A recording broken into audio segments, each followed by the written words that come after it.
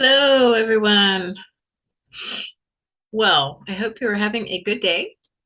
Mine has been going well so far. So far, so good. Um, if you will turn to First Corinthians chapter 13, it is a um, popular verse, and definitely for those of us who are striving to follow God's word, be more loving, and it's also a great one for marriages. But First Corinthians 13, I want to draw your attention to verse number 7. And we're talking about charity, love. It beareth all things, believeth all things, hopeth all things, endureth all things. Now, that's pretty strong. And I know that a lot of times we struggle with that. But it's just important to remember that love believes the best. And so I'm going to share with you a few thoughts that I outlined on this book. I It's one that I go back to in my studies when I'm,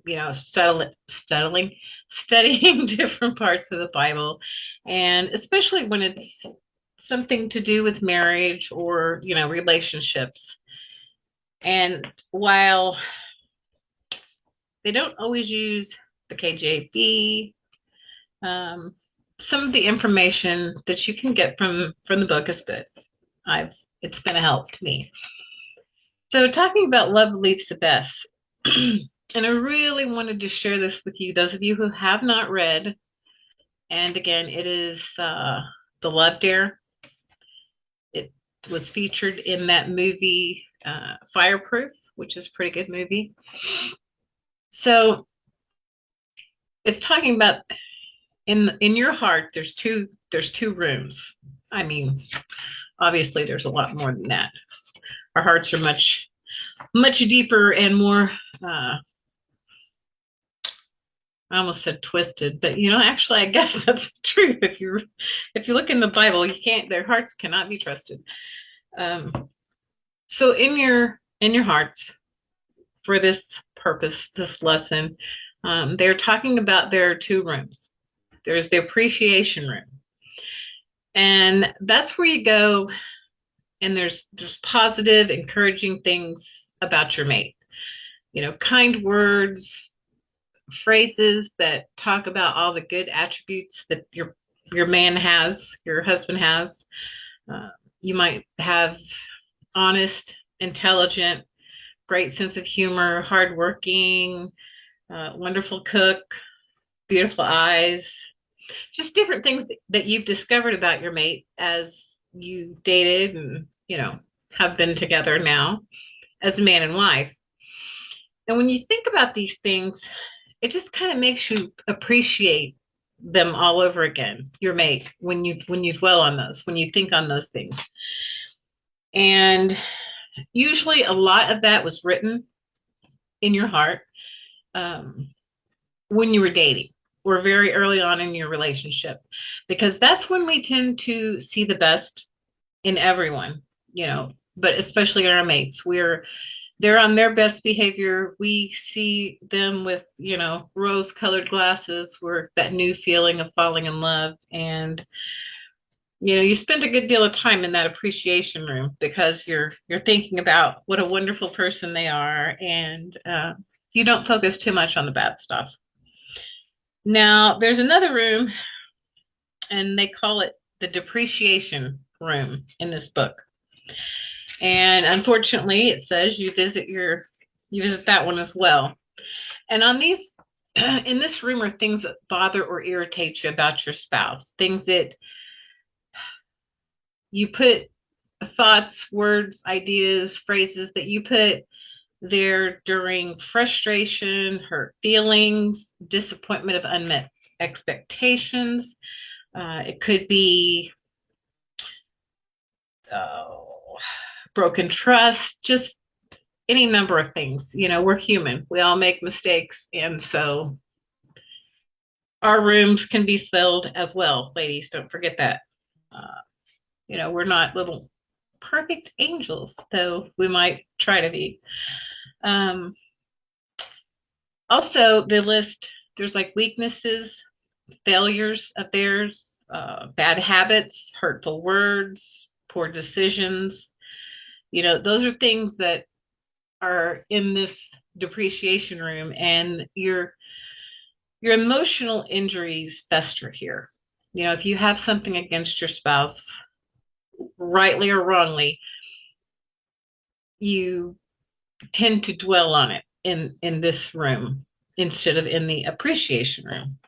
Um, Also, you tend to keep ammunition for the next big fight. Well, over here on this shelf, we have in 1987 when my husband did such and such, and I'm going to throw that in his face the next time that he does anything remotely close to that because it's in that room.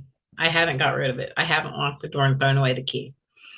And the more time that you spend in that room, in that train of thought, um, it devalues your spouse. You're focusing on the bad things instead of the positive things. And you don't want your mate to do that to you. So why do we do that to them? Treat others as you want to be treated.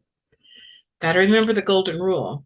Everybody fails. Everybody has areas they need to work on. It's not just them, it's us. It's us too. I could name a whole list, but we don't have that much time this morning. Um, Generally, we run to that room, the negative depreciation room, when our feelings get hurt or we've had an argument or whatever. We go there, and we shouldn't go there. It should be once we put the stuff in the room, we really need to forget about it. Forget that the room's there. Try not to dwell on it. Can't talk. Try not to notice it when you're walking down the hallway. Go to the appreciation room. Love chooses to believe the best about people.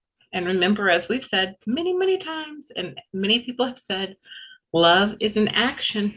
These are things that you choose to do to show your mate how much you mean to them, or they mean to you. Um, as much as possible, love really focuses on the positive. Okay. I highlighted this and I wanted to share this, and I've got it highlighted and circled.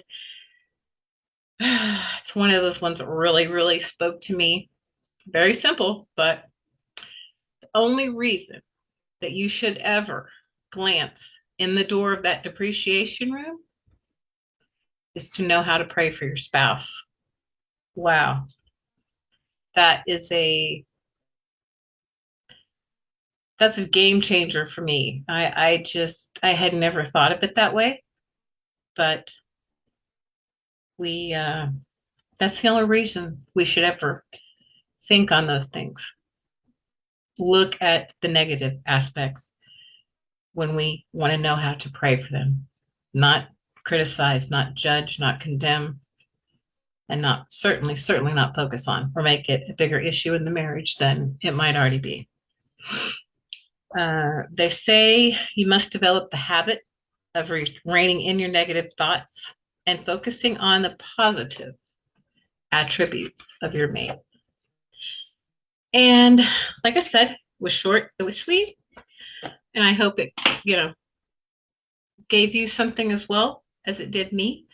But that that one sentence, I don't know, it just really, really struck me because how many times do we look on the negative? When even if we're not arguing, sometimes it'll just something pop in your head about something your husband did that upset you or hurt your feelings, and it comes back to your mind.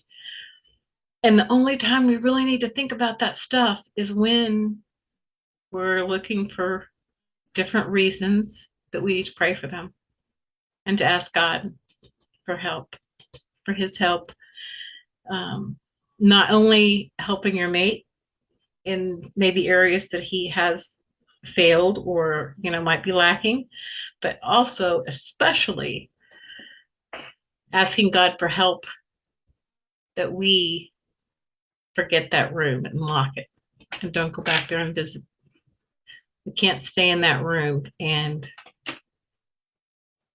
dwell. We're not going to have a good marriage, a happy marriage, if we live there in that negativity, the focusing. So anyway, I just wanted to jump on and share that with you. I hope you guys have a great day. I'm actually, as always, recording this ahead of time, but you will be seeing it Monday morning. So I hope that you have a great Monday, a good start to your week, and take care of each other and open the book. Open the book. Open the book. Talk to you soon.